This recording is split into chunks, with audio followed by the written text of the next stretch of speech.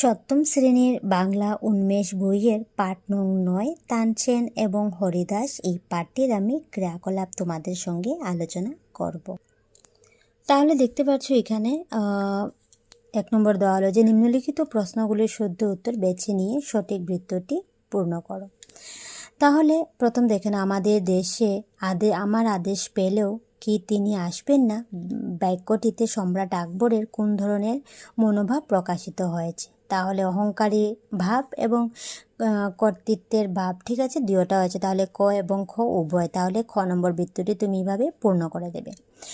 ২ নম্বর দেখে নাও, আকবর এবং তানসেন আশ্রমের পূর্ণকুটিরে কেন হেঁটে গিয়েছিলেন বলে তোমার মনে হয়? আনসার হবে অপশন নাম্বার ঘ হয়ে যাবে কারেক্ট, যে হরিদাসের প্রতি শ্রদ্ধা প্রদর্শনের জন্য। তাহলে ঘ নম্বর বৃত্তটি পাবে তুমি পূর্ণ করে দেবে।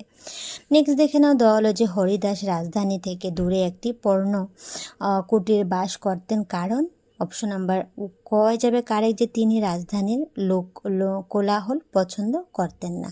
তাহলে এখানে তুমি ক নম্বর বৃত্তটি ভাবে পূর্ণ করে দেবে। নেক্সট দেখে নাও, দেওয়া হলো ২ নম্বর যে নিম্নলিখিত প্রশ্নগুলির উত্তর দাও। ক হবে তানসেন কে ছিলেন? তাহলে তুমি আনসারে বল, তানসেন ছিলেন সম্রাট আকবরের সভা গায়ক হবে। তানসেনের গুরুর নাম কি ছিল? আনসার হবে তানসেনের গুরুর নাম স্বামী হরিদাস। পাঠটিতে কার কাছে হরিদাসের আত্মসমর্পণের ভাব প্রকাশ পেয়েছে? আনসার হবে পাঠটিতে ঈশ্বরের কাছে হরিদাসের আত্মসমর্পণের ভাব প্রকাশ পেয়েছে। ঘ নম্বর হবে কোন শাস্ত্র সমুদ্রের মতো? আনসার হবে সঙ্গীত শাস্ত্র সমুদ্রের মতো।